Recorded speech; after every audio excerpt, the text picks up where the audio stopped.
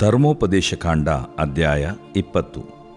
ನೀವು ಶತ್ರುಗಳೊಡನೆ ಯುದ್ಧಕ್ಕೆ ಹೊರಟಾಗ ಅವರ ಕಡೆ ಕುದುರೆಗಳು ರಥಗಳು ನಿಮಗಿಂತ ಹೆಚ್ಚಾದ ಕಾಲ್ಬಲವೂ ಇರುವುದನ್ನು ಕಂಡರೆ ಹೆದರಬಾರದು.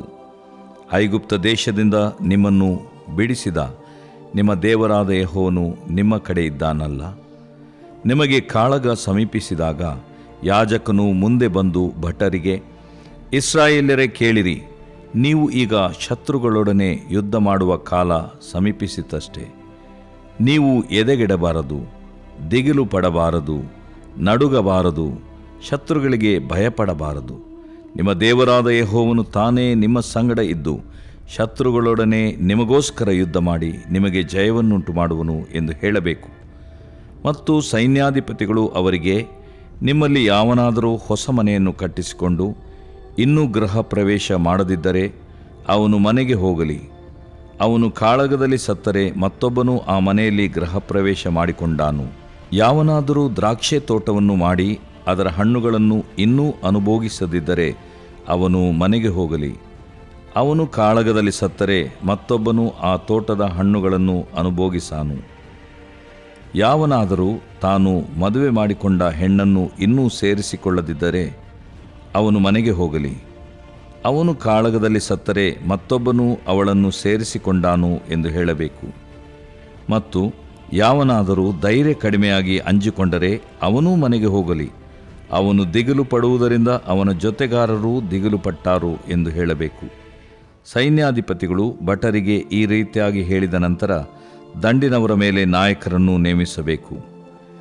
ನೀವು ಒಂದು ಪಟ್ಟಣವನ್ನು ಸ್ವಾಧೀನ ಮಾಡಿಕೊಳ್ಳುವುದಕ್ಕೆ ಅದರ ಹತ್ತಿರಕ್ಕೆ ಬಂದಾಗ ಮೊದಲು ಅದು ಯುದ್ಧವಿಲ್ಲದೆ ಸಮಾಧಾನದಿಂದಲೇ ಅಧೀನವಾಗಬಹುದೆಂದು ಪ್ರಕಟಿಸಬೇಕು. ಅದರಲ್ಲಿರುವವರು ಒಪ್ಪಿ ಬಾಗಿಲನ್ನು ನಿಮಗೆ ತೆರೆದುಕೊಟ್ಟರೆ ಅವರೆಲ್ಲರೂ ನಿಮಗೆ ಬಿಟ್ಟಿ ಕೆಲಸವನ್ನು ಮಾಡುವ ದಾಸರಾಗಿರಬೇಕು. ಅವರು ನಿಮ್ಮ ಮಾತಿಗೆ ಸಮ್ಮತಿಸದೆ ಎದುರಿಸಿದರೆ ನೀವು ಆ ಪಟ್ಟಣಕ್ಕೆ ಮುತ್ತಿಗೆ ಹಾಕಬೇಕು. ನಿಮ್ಮ ದೇವರಾದ ಯೆಹೋವನು ಆ ಪಟ್ಟಣವನ್ನು ನಿಮಗೆ ವಶ ಮಾಡಿದಾಗ ಅದರಲ್ಲಿರುವ ಗಂಡಸರೆಲ್ಲರನ್ನೂ ಕನಿಕರಿಸದೆ ಸಂಹಾರ ಮಾಡಬೇಕು. ಹೆಂಗಸರನ್ನು, ಮಕ್ಕಳನ್ನು, ದನಗಳನ್ನು, ಊರಲ್ಲಿರುವ ಆಸ್ತಿಯನ್ನು ನೀವು ಸ್ವಂತಕ್ಕೆ ತೆಗೆದುಕೊಳ್ಳಬಹುದು. ನಿಮ್ಮ ದೇವರಾದ ಯೆಹೋವನು ನಿಮಗೆ ವಶಪಡಿಸಿದ ಶತ್ರುಗಳ ಆಸ್ತಿಯನ್ನು ನೀವೇ ಅನುಭೋಗಿಸಬಹುದು. ಈ ದೇಶದ ಜನಾಂಗಗಳಿಗೆ ಸೇರದೆ ದೂರವಾಗಿರುವ ಜನಾಂಗಗಳ ಪಟ್ಟಣಗಳ ವಿಷಯದಲ್ಲಿ ನೀವು ಹಾಗೆಯೇ ನಡೆದುಕೊಳ್ಳಬೇಕು. ಆದರೆ ನಿಮ್ಮ ದೇವರಾದ ಯೆಹೋವನು ನಿಮಗೆ ಸ್ವಂತಕ್ಕಾಗಿ ಕೊಡುವ ಈ ಜನಾಂಗಗಳ ಪಟ್ಟಣಗಳ ವಿಷಯದಲ್ಲಿ ಹಾಗೆ ಮಾಡದೆ ಉಸುರು ಬಿಡುವ ಒಬ್ಬರನ್ನಾದರೂ ಉಳಿಸಬಾರದು. ನಿಮ್ಮ ದೇವರಾದ ಯೆಹೋವನು ನಿಮಗೆ ಅಪ್ಪಣೆ ಕೊಟ್ಟಂತೆ ಇವರನ್ನು, ಅಂದರೆ ಹಿತ್ತಿಯರು, ಅಮೋರಿಯರು, ಕಾನಾನ್ಯರು, ಪೆರಿಜ್ಜಿಯರು, ಹಿವ್ವಿಯರು, ಎಬೂಸಿಯರು ಇವರೆಲ್ಲರನ್ನೂ ನಾಶ ಮಾಡಿಬಿಡಬೇಕು. ಇಲ್ಲವಾದರೆ ಅವರು ತಮ್ಮ ದೇವರುಗಳಿಗಾಗಿ ಆಚರಿಸುವ ನಿಷಿದ್ಧಾಚಾರಗಳನ್ನು ನಿಮಗೆ ಕಲಿಸಿಕೊಟ್ಟಾರು ಮತ್ತು ನೀವು ನಿಮ್ಮ ದೇವರಾದ ಯೆಹೋವನಿಗೆ ದ್ರೋಹಿಗಳಾದೀರಿ. ನೀವು ಒಂದು ಪಟ್ಟಣವನ್ನು ಸ್ವಾಧೀನ ಮಾಡಿಕೊಳ್ಳುವುದಕ್ಕಾಗಿ ಅದಕ್ಕೆ ಬಹುದಿವಸ ಮುತ್ತಿಗೆ ಹಾಕಿಕೊಳ್ಳುವಾಗ ಅದಕ್ಕೆ ಸೇರಿರುವ ಮರಗಳನ್ನು ಹಾಳು ಮಾಡಬಾರದು.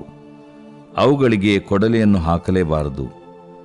ಅವುಗಳ ಹಣ್ಣನ್ನು ತಿನ್ನಬಹುದೇ ಹೊರತು ಮರಗಳನ್ನು ಕಡಿಯಬಾರದು.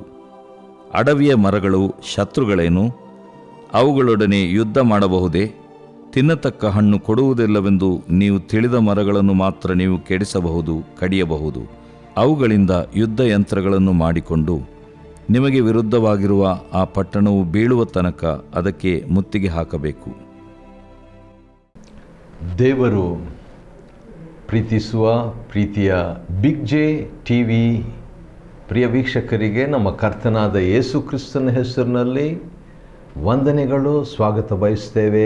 ಬನ್ನಿರಿ, ಇಂದಿನ ನಮ್ಮ ಅಧ್ಯಯನ ಧರ್ಮೋಪದೇಶಕಾಂಡ 20ನೇ ಅಧ್ಯಾಯ, ದ ಬುಕ್ ಆಫ್ ಡ್ಯೂಟರಾನಮಿ, ಚಾಪ್ಟರ್ 20. 19ನೇ ಅಧ್ಯಾಯದಲ್ಲಿ ಒಬ್ಬ ಮನುಷ್ಯನು ಆಕಸ್ಮಿಕವಾಗಿ ತಿಳಿಯದೆ ಕೈ ತಪ್ಪಿ ಅಜ್ಞಾನದಿಂದ ಮತ್ತೊಬ್ಬ ವ್ಯಕ್ತಿಯನ್ನು ಕೊಂದು ಬಿಟ್ಟರೆ ಏನು ಮಾಡಬೇಕಂತ ಸುಮಾರು 15 ವಿಷಯಗಳನ್ನು 19ನೇ ಅಧ್ಯಾಯ ಧರ್ಮೋಪದೇಶಕಾಂಡದಲ್ಲಿ ನಮ್ಮ ಕರ್ತನಾದ ಯೆಹೋವನು ದೇವರು ಹೇಳುವಾತನಾಗಿದ್ದಾನೆ.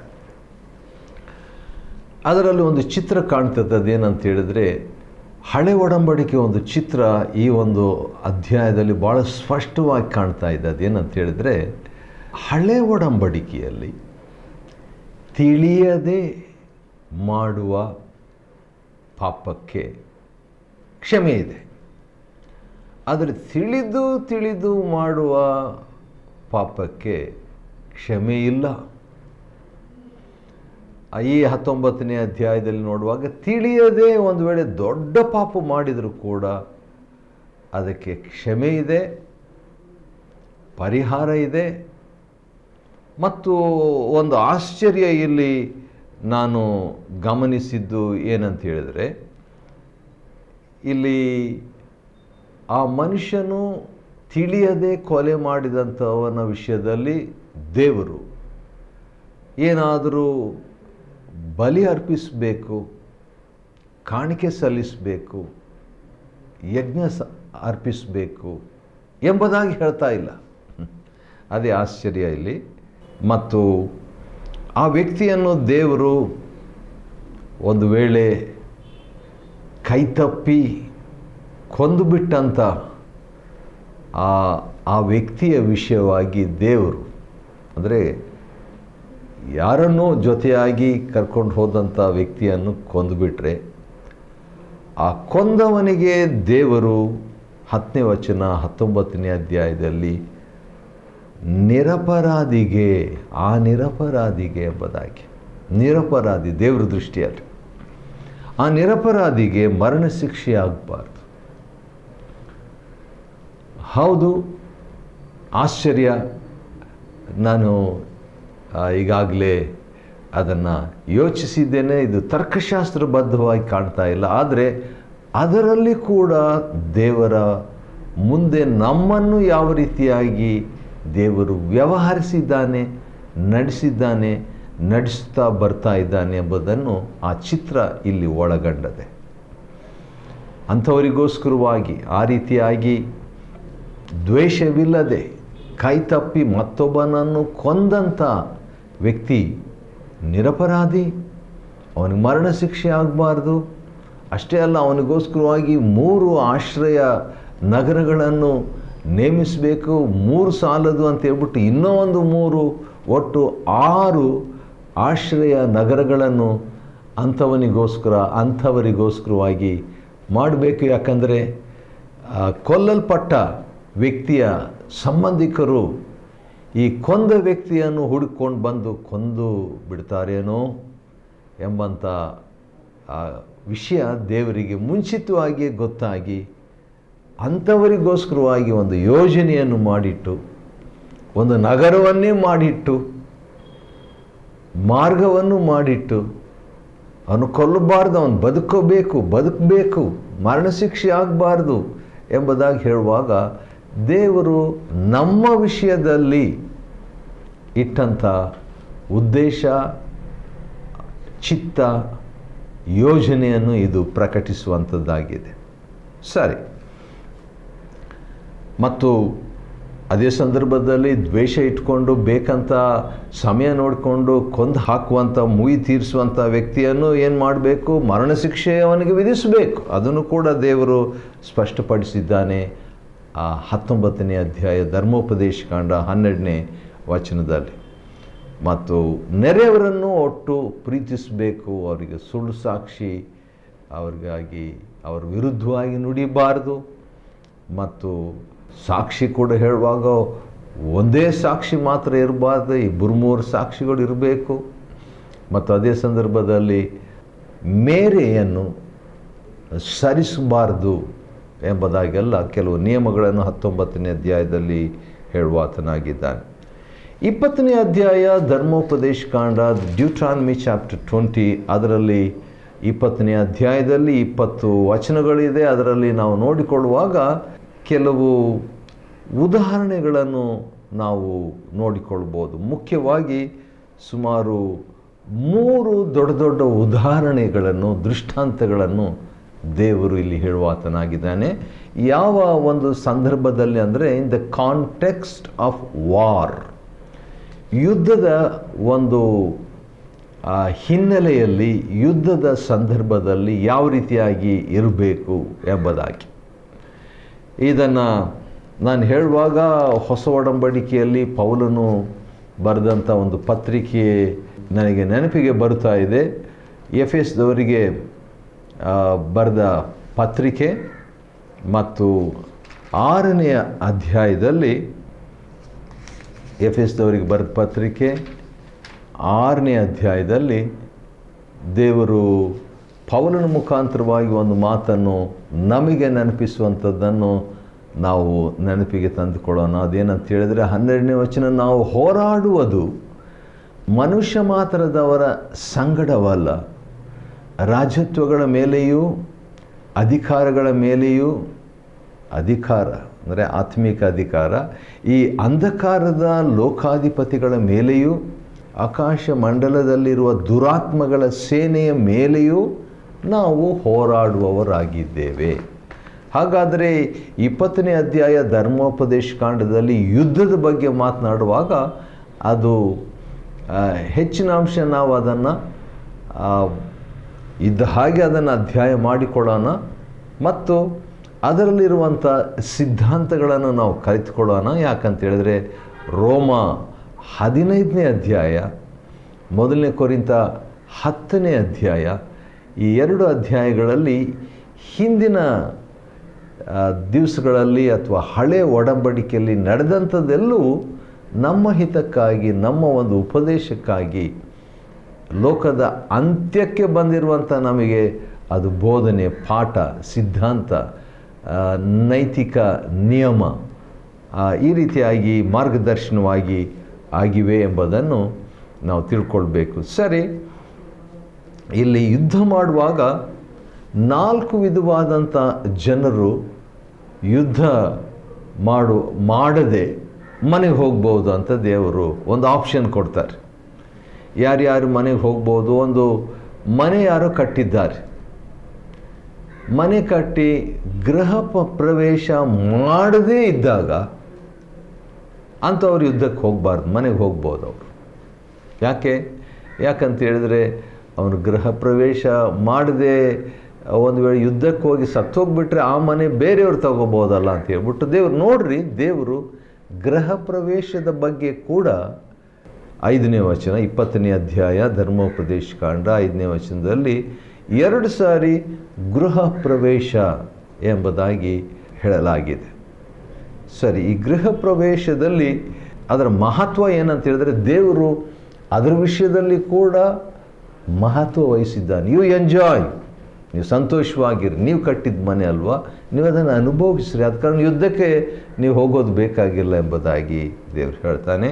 ಮತ್ತು ದ್ರಾಕ್ಷಿ ತೋಟವನ್ನು ಮಾಡಿಬಿಟ್ಟು ಅದರ ಹಣ್ಣು ಯಾರು ತಿನ್ನದೇ ಹೋಗಿರ್ತಾರಲ್ಲ ಅಂಥವ್ರು ಕೂಡ ಯುದ್ಧಕ್ಕೆ ಬರಬೇಕಾಗಿಲ್ಲ, ಮನೆಗೆ ಹೋಗ್ಬೋದು. ಮದುವೆ ಮಾಡಿಕೊಂಡಂಥ ವ್ಯಕ್ತಿ ಒಂದು ವೇಳೆ ಯುದ್ಧಕ್ಕೆ ಹೋಗ್ಬಿಟ್ಟು ಸತ್ತೋಗ್ಬಿಟ್ರೆ ಅದಾಗಬಾರ್ದು ಅಂತ ಹೇಳ್ಬಿಟ್ಟು ದೇವರು ಹೇಳ್ತಾರೆ, ಅವರು ಕೂಡ ಯುದ್ಧಕ್ಕೆ ಬರೋದು ಬೇಕಾಗಿಲ್ಲ, ಮದುವೆ ಮಾಡಿಕೊಂಡಂಥ ಹೆಂಡತಿಯ ಜೊತೆಯಲ್ಲಿ ಜೀವನ ಮಾಡಲಿ ಎಂಬುದಾಗಿ ಹೇಳ್ತಾರೆ. ಮತ್ತು 4ನೇದಾಗಿ 4 ವಿಧವಾದಂಥ ಜನರು ಯುದ್ಧಕ್ಕೆ ಬರಬೇಕಾಗಿಲ್ಲ. 4ನೇ ಗುಂಪಿನವರು ಯಾರಂತ ಹೇಳಿದ್ರೆ ಸ್ವಲ್ಪ ವಿಚಿತ್ರ. ಅದು ಯಾವನಾದರೂ ಧೈರ್ಯ ಕಡಿಮೆಯಾಗಿ, ಭಯ, ಯುದ್ಧಕ್ಕೆ ಹೋಗುವಾಗ ಭಯ, ಅಂಜಿಕೊಂಡ್ರೆ ಅವನು ಮನೆಗೆ ಹೋಗಲಿ. 20ನೇ ಅಧ್ಯಾಯ ಧರ್ಮೋಪದೇಶ ಕಾಂಡ 8ನೇ ವಚನದಲ್ಲಿ ಭಯಪಡುವಂಥವ್ರು ಕೂಡ ಯುದ್ಧಕ್ಕೆ ಬರಬೇಕಾಗಿಲ್ಲ, ಅವ್ರ ಮನೆಗೆ ಹೋಗಲಿ ಎಂಬುದಾಗಿ ದೇವರು ಹೇಳ್ತಾರೆ. ಯಾಕಂತ ಹೇಳಿದ್ರೆ ಅವನು ದಿಗಿಲು ಪಡುವುದರಿಂದ ಅವನ ಜೊತೆಗಾರರು ಜೊತೆಗಿರುವಂಥ ಸೈನಿಕರನ್ನು ಕೂಡ ಎಲ್ಲಿ ಅವನು ದಿಗಿಲು ಭಯಪಡಿಸ್ಬಿಡ್ತಾನೆ. ಯಾಕಂದರೆ ಭಯ ಸಾಂಕ್ರಾಮಿಕವಾದದ್ದು ಕೆಲವು ಸಾರಿ, ಆದ ಕಾರಣ ಅಂಥ ಒಂದು ನಿಯಮವನ್ನು ದೇವರು ಅಲ್ಲಿ ಹೇಳ್ತಾನೆ. ಸರಿ, ಆನಂತರ ಯುದ್ಧಕ್ಕೆ ಹೋದಾಗ ಆ ಒಂದು ಊರನ್ನು, ಒಂದು ಪಟ್ಟಣ ಸ್ವಾಧೀನ ಮಾಡಿಕೊಳ್ಳೋದ್ರ ಬಗ್ಗೆ, ಹೇಗೆ ಸ್ವಾಧೀನ ಮಾಡ್ಕೋಬೇಕಂತ 3 ದೃಷ್ಟಾಂತಗಳನ್ನು ದೇವರು ಅಲ್ಲಿ ಕೊಡುವಂಥದ್ದನ್ನು ನಾವು ಗಮನಿಸ್ಬೋದು. 10ನೇ ವಚನದಿಂದ ಅದೇನಂತ ಹೇಳಿದ್ರೆ, ಮೊದಲನೇದಾಗಿ ನೀವು ಯುದ್ಧಕ್ಕೆ ಹೋದಾಗ ನೀವು ಸಮಾಧಾನವಾಗಿಯೇ ಆ ಪಟ್ಟಣವನ್ನು ಅಥವಾ ಊರನ್ನು ವಶಪಡಿಸಿಕೊಡ್ರಿ ಅಂತ ದೇವರು ಇಸ್ರಾಯೇಲರಿಗೆ ಆ ದಿವಸಗಳಲ್ಲಿ ಹೇಳಿದ್ದಾನೆ. ಮತ್ತು ಸಮಾಧಾನವಾಗಿ ಅಂತ ಹೇಳಿದ್ರೆ ಆಯಿತು, ಬಾಗಿಲು ತೆಗೆದು ನಾವು ಇದನ್ನು ವಶಪಡಿಸ್ಕೊಳ್ತೇವೆ, ನಮ್ಮ ದೇವರು ಈ ಭೂಮಿಯನ್ನು ನಮಗೆ ಕೊಟ್ಟಿದ್ದಾನೆ, ಈ ಊರನ್ನು ಕೊಟ್ಟಿದ್ದಾನೆ, ಆದ ಕಾರಣ ನಾವು ವಶಪಡಿಸ್ಕೊಳ್ತೀವಿ ಅಂತ ಹೇಳಿದ್ರೆ ಆಯ್ತು ರೀ, ನೀವು ವಶಪಡಿಸ್ಕೊಳ್ರಿ ಅಂತ ಊರಿನವ್ರು ಹೇಳಿಬಿಟ್ರೆ ಸಮಸ್ಯೆ ಬಗೆಹರಿಸಲ್ಪಟ್ಟಿತು. ಆದರೆ ಒಂದು ಕಂಡೀಷನ್, ಒಂದು ನಿಬಂಧನೆ, ಆ ರೀತಿಯಾಗಿ ಅವರು ಸಮಾಧಾನವಾಗಿ ಒಪ್ಪಿಕೊಂಡಂಥವ್ರು ಏನು ಮಾಡಬೇಕು, ಇಸ್ರಾಯೇಲರಿಗೆ ದಾಸರಾಗಬೇಕು ಮತ್ತು ಆ ಊರನ್ನು ಅವರು ಸ್ವಂತಕ್ಕೆ ತೆಗೆದುಕೊಳ್ಬೋದು. ಆದರೆ ಆ ಮಕ್ಕಳು ಮತ್ತು ದನಕುರಿಗಳು ಮತ್ತು ಆಸ್ತಿಯನ್ನು ತೆಗೆದುಕೊಳ್ತಕ್ಕದ್ದು, ಮತ್ತು ಒಂದು ವೇಳೆ ಯುದ್ಧಕ್ಕೆ ನಾವು ಸಮಾಧಾನ ಒಪ್ಕೊಳ್ಳಲ್ಲ ಅಂತ ಹೇಳಿದಂಥವ್ರ ಹತ್ರ ಕನಿಕರವಿಲ್ಲದೆ ಯುದ್ಧ ಮಾಡಿ ಅವರ ಇಡೀ ಆಸ್ತಿ ಕುಟುಂಬವನ್ನೆಲ್ಲ ತೆಗೆದುಕೊಳ್ತಕ್ಕದ್ದು. ಇಲ್ಲದ ಪಕ್ಷದಲ್ಲಿ, ಒಪ್ಪಿಕೊಂಡ ಪಕ್ಷದಲ್ಲಿ ಅವರು ದಾಸರಾಗಿರಬೇಕು. ಅದು ಹೇಗೆಂದರೆ ಸಮಾಧಾನ ಅಥವಾ ಯುದ್ಧ, ಸೇವೆ ಅಥವಾ ಮರಣ ಎಂಬಂಥ ರೀತಿಯಲ್ಲಿ. ಅದು ಒಂದು ಉದಾಹರಣೆ. ಇನ್ನೊಂದು ಉದಾಹರಣೆ ಏನಂತ ಹೇಳಿದ್ರೆ, ದೇವರು ಕೊಡುವಂಥ ದೇಶದಲ್ಲಿ ಸ್ವಂತಕ್ಕೆ ತೆಗೆದುಕೊಳ್ಳುವಾಗ ಕೆಲವರನ್ನು, ಅಂದರೆ 6 ವಿಧವಾದಂಥ ಗುಂಪಿನವರಂದರು, ಅವರ ಹೆಸರು ಕೂಡ ಅಲ್ಲಿ ಕೊಡಲಾಗಿದೆ. ಅದೇನೆಂದರೆ ಹಿತ್ತಿಯರು, ಅಮೋರಿಯರು, ಕಾನಾನ್ಯರು, ಪೆರ್ಜಿಯರು, ಹಿವಿಯರು, ಯಬೂಸಿಯರು. ಹೆಸರು ಹೇಳಲಿಕ್ಕೂ ಒಂದು ವಿಚಿತ್ರ ಇದೆ. ಇವರನ್ನೆಲ್ಲ ಕನಿಕರಿಸಬಾರ್ದು ಎಂಬುದಾಗಿ, ಅವ್ರ ಜೊತೆಗೆ ಸಮಾಧಾನ ಮಾಡಿಕೊಳ್ಬಾರ್ದು ಎಂಬುದಾಗಿ. ಯಾಕಂದರೆ ಒಂದು ವೇಳೆ ಸಮಾಧಾನ ಮಾಡ್ಕೊಂಡ್ಬಿಟ್ರೆ ಅವರು ನಿಮ್ಮನ್ನು ಪ್ರಭಾವಿಸಲು ಸಾಧ್ಯ. ಅವರ ಆಚಾರಗಳನ್ನು, ಅವರ ಸಂಪ್ರದಾಯಗಳನ್ನು ನೀವು ಫಾಲೋ ಮಾಡಲಿಕ್ಕೆ ಅದು ಒಂದು ಅಡ್ಡಿಯಾಗುವ ಸಾಧ್ಯತೆ. ಆದ ಕಾರಣ ಬೋಧನೆ ಅವರು ಟೀಚ್ ಮಾಡ್ತಾರೆ. 20ನೇ ಅಧ್ಯಾಯ ಧರ್ಮೋಪದೇಶಕಾಂಡ 18ನೇ ವಚನದಲ್ಲಿ, ಇಲ್ಲವಾದರೆ ಅವರು ತಮ್ಮ ದೇವರುಗಳಿಗಾಗಿ ಆಚರಿಸುವ ನಿಷಿದ್ಧಾಚಾರವನ್ನು ನಿಮಗೆ ಕಲಿಸಿಕೊಡಲಿಕ್ಕೆ ಸಾಧ್ಯ, ನಿಮಗೆ ಕಲಿಸಿಕೊಟ್ಟಾರು, ಮತ್ತು ನೀವು ನಿಮ್ಮ ದೇವರಾದ ಯೆಹೋವನಿಗೆ ದ್ರೋಹಿಗಳಾಗಿದ್ದೀರಿ. ನೀವು ದ್ರೋಹಿಗಳಾಗಬಾರ್ದು. ಒಂದು ದೇವರ ವಾಕ್ಯಕ್ಕೆ ವಿರುದ್ಧವಾದಂಥ ಸಂಪ್ರದಾಯ, ಆಚಾರ, ಪದ್ಧತಿಗಳನ್ನು ಅವ್ರು ಫಾಲೋ ಮಾಡಬಾರ್ದು. ಎರಡನೇ ಕಾರಣ, ದೇವರಿಗೆ ದ್ರೋಹಿಗಳಾಗಬಾರ್ದು. 2 ಕಾರಣಕ್ಕಾಗಿ ಸರ್ವನಾಶ ಅದಾಗಬೇಕು ಸಂಪೂರ್ಣವಾಗಿ. ನಮ್ಮ ಜೀವನದಲ್ಲಿ ಕೂಡ ಕೆಲವು ವೈರಿಗಳಿದ್ದಾರೆ. ಅವರು ಹಿತ್ತಿಯರು, ಅಮೋರಿಯರು, ಕಾನಾನ್ಯರು, ಫೆರಿಜಿಯರು, ಹಿವಿಯರು, ಯಬೂಸಿಯರಲ್ಲ. ಅದು ಯಾರಂತ ಹೇಳಿದ್ರೆ, ಕೋಪ ಎಂಬುವರು, ದ್ವೇಷ ಎಂಬುವರು, ಮೋಹ ಎಂಬುವರು, ಹಣದಾಶೆ ಎಂಬುವರು, ಗರ್ವ ಎಂಬುವರು, ಚಿಂತೆ ಎಂಬುವರು. ಈ ರೀತಿಯಾಗಿ ಬೇರೆ ಬೇರೆ ಗುಂಪಿನವರು ಎಲ್ಲಿದ್ದಾರೆ? ನಮ್ಮೊಳಗೆ ಇದ್ದಾರೆ. ಆ ರೀತಿಯಾಗಿರೋದರಿಂದ ನಾವು ಅವುಗಳನ್ನು ಕನಿಕರಿಸಬಾರ್ದು. ಇರಲಿ ಬಿಡ್ರಿ ಸ್ವಲ್ಪ ಕೋಪ ಇರಲಿ ಬಿಡ್ರಿ ಸ್ವಲ್ಪ ದ್ವೇಷ ಇರಲಿ ಬಿಡ್ರಿ ಸ್ವಲ್ಪ ಗರ್ವ ಇರಲಿ ಅಂತ ಹೇಳ್ಬಿಟ್ಟು ಕನಿಕರಿಸದೆ ಅವುಗಳನ್ನು ನಾವು ದೇವರಾತ್ಮನ ಸಹಾಯದಿಂದ ಯುದ್ಧ ಮಾಡುವಾಗ, ನಮ್ಮ ಆತ್ಮಕ್ಕೆ ವಿರುದ್ಧವಾಗಿರುವಂಥ ಈ ವೈರಿಗಳ ವಿರುದ್ಧವಾಗಿ ಯುದ್ಧ ಮಾಡುವಾಗ ಏನಾಗ್ತದೆ, ನಾವು ದೇವರಿಗೆ ಪರಿಶುದ್ಧರಾಗಿ, ದೇವರು ನಮ್ಮ ನಡುವೆ ವಾಸ ಮಾಡುವಂಥ ವ್ಯಕ್ತಿಯಾಗಿ, ದೇವರು ನಮ್ಮಲ್ಲಿಯೇ ಗರ್ಭಗುಡಿಯಲ್ಲಿ ವಾಸ ಮಾಡುವಂಥ ಒಂದು ಅನುಕೂಲತೆ ನಾವು ಮಾಡಿಕೊಟ್ಟ ಹಾಗೆ ಆಗ್ತದೆ. ಇನ್ನೊಂದು ಎಕ್ಸಾಂಪಲು ಭಾಳ ಸ್ವಲ್ಪ ತಮಾಷೆಯಾಗಿದೆ. 20ನೇ ಅಧ್ಯಾಯ 19ರಿಂದ ಇರುವಂಥ ಧರ್ಮೋಪದೇಶ ಕಾಂಡದಲ್ಲಿ ಅದೇನೆಂದರೆ, ಒಂದು ಪಟ್ಟಣವನ್ನು ಸ್ವಾಧೀನ ಮಾಡಿಕೊಳ್ಳುವುದಕ್ಕೆ ನೀವು ಹೋದಾಗ ಮುತ್ತಿಗೆ ಹಾಕಿದ್ರಿ ಆ ಪಟ್ಟಣದ ಸುತ್ತಮುತ್ತಲು. ಆದರೆ ಭಾಳ ದಿನ ಆಯಿತು, ಆ ಟೈಮ್ನಲ್ಲಿ ಕೆಲವ್ರಿಗೆ ಏನಾಗ್ಬಿಡ್ತದೆ, ಭಾಳ ದಿನಗಳಿಂದ ನಾವು ಮುತ್ತಿಗೆ ಹಾಕಿದ್ದೀವಿ ಈ ಪಟ್ಟಣದ ಸುತ್ತಲೂ, ಟೈಮ್ ಪಾಸ್ ಮಾಡಲಿಕ್ಕೆ ಏನಾದರೂ ಮಾಡಬೇಕು, ಬೋರ್ ಆಗ್ತದೆ ಅಂತ ಹೇಳ್ಬಿಟ್ಟು ಏನು ಮಾಡ್ತಾರೆ, ಆ ಊರಿಗೆ ಸೇರಿರುವಂಥ ಮರಗಳನ್ನು ಕಡ್ದು ಹಾಕಿಬಿಡ್ತಾರೆ ಇಸ್ರಾಯೇಲ್. ಇದನ್ನು ತಿಳ್ಕೊಂಡಂಥ ದೇವರು ಏನು ಹೇಳ್ತಾರೆ, ಆ ಊರಿಗೆ ಸೇರಿರುವ ಮರಗಳನ್ನು ಹಾಳು ಮಾಡಬಾರದು, ಅವುಗಳಿಗೆ ಕೊಡಲಿಯನ್ನು ಹಾಕಲೇಬಾರದು, ಅವುಗಳ ಹಣ್ಣನ್ನು ತಿನ್ನಬಹುದು. ಆ ರೀತಿಯಾಗಿ ಹೇಳಿಬಿಟ್ಟು ಯಾಕೆ ಮರಗಳನ್ನು ಕಡಿಬಾರ್ದು ಅಂತ ದೇವರು ಎರಡು ತಮಾಷೆ ಮಾತನ್ನು ಹೇಳ್ತಾರೆ. ಅದೇನೆಂದರೆ, ಅಡವಿಯ ಮರಗಳು ಶತ್ರುಗಳೇನು, ಮರಗಳು ವೈರಿ ಏನ್ರಿ ನಿಮಗೆ, ಅದನ್ನು ಕೊಂದು ಬಿಡಬೇಡ್ರಿ, ಅದನ್ನು ಕಡಿದು ಹಾಕಬೇಡ್ರಿ.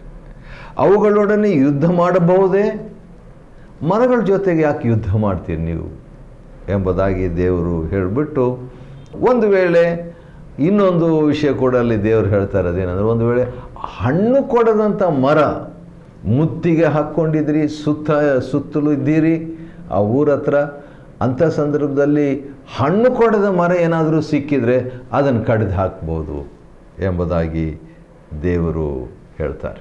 ಆಶ್ಚರ್ಯ ಅಲ್ವಾ? ಈ ಮರದ ವಿಷಯದಲ್ಲಿ ಕೂಡ ದೇವರು ಚಿಂತೆ ಮಾಡ್ತಾರಲ್ಲ. ಹೌದು, ದೇವರು ವಿವರಣೆಯ ದೇವರು. God is the god of details. ಇನ್ನು ಕೂಡ ಮುಂದಿನ ಅಧ್ಯಾಯಗಳು ನೋಡುವಾಗ ಅದನ್ನು ನಾವು ಕಂಡುಕೊಳ್ತೇವೆ. 20ನೇ ಅಧ್ಯಾಯ ಧರ್ಮೋಪದೇಶ ಕಾಂಡವನ್ನು ಅಧ್ಯಯನ ಮಾಡಿಕೊಳ್ಳುವಂತೆ ದೇವರು ನಮಗೆ ಕೃಪೆ ಕೊಟ್ಟದ್ದಕ್ಕಾಗಿ ಆತನಿಗೆ ಸ್ತೋತ್ರವಾಗಲಿ. ದೇವರು ನಿಮ್ಮನ್ನು ಆಶೀರ್ವದಿಸಲಿ.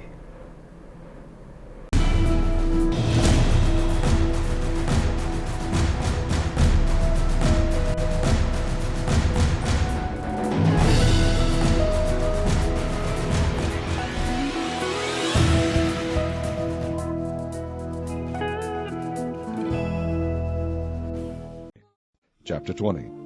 When thou goest out to battle against thine enemies, and seest horses and chariots, and a people more than thou, be not afraid of them, for the Lord thy God is with thee, which brought thee up out of the land of Egypt.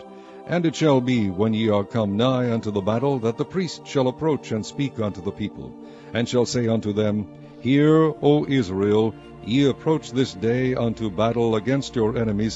Let not your hearts faint, fear not, and do not tremble, neither be ye terrified because of them. For the Lord your God is he that goeth with you, to fight for you against your enemies, to save you. And the officers shall speak unto the people, saying, What man is there that hath built a new house, and hath not dedicated it? Let him go and return to his house, lest he die in the battle, and another man dedicate it. And what man is he that hath planted a vineyard, and hath not yet eaten of it? Let him also go and return unto his house, lest he die in the battle, and another man eat of it. And what man is there that hath betrothed a wife, and hath not taken her? Let him go and return unto his house, lest he die in the battle, and another man take her. And the officers shall speak further unto the people, and they shall say, What man is there that is fearful and faint-hearted? Let him go and return unto his house, lest his brethren's heart faint as well as his heart. And it shall be, when the officers have made an end of speaking unto the people, that they shall make captains of the armies to lead the people. When thou comest nigh unto a city to fight against it, then proclaim peace unto it. And it shall be, if it make thee answer of peace, and open unto thee, then it shall be, that all the people that is found therein shall be tributaries unto thee, and they shall serve thee. And if it will make no peace with thee, but will make war against thee, then thou shalt besiege it. And when the Lord thy God hath delivered it into thine hands, thou shalt smite every male thereof with the edge of the sword. But the women and the little ones, and the cattle and all that is in the city, even all the spoil thereof, shalt thou take unto thyself. And thou shalt eat the spoil of thine enemies, which the Lord thy God hath given thee. Thus shalt thou do unto all the cities which are very far off from thee, which are not of the cities of these nations. But of the cities of these people, which the Lord thy God doth give thee for an inheritance, thou shalt save alive nothing that breatheth. But thou shalt utterly destroy them, namely the Hittites and the Amorites, the Canaanites and the Perizzites, the Hivites and the Jebusites, as the Lord thy God hath commanded thee. that they teach you not to do after all their abominations, which they have done unto their gods, so should ye sin against the Lord your God. When thou shalt besiege a city a long time, in making war against it to take it, thou shalt not destroy the trees thereof by forcing an axe against them, for thou mayest eat of them, and thou shalt not cut them down. For the tree of the field is man's life, to employ them in the siege. Only the trees which thou knowest that they be not trees for meat, thou shalt destroy and cut them down, and thou shalt build bulwarks against the city that maketh war with thee, until it be subdued.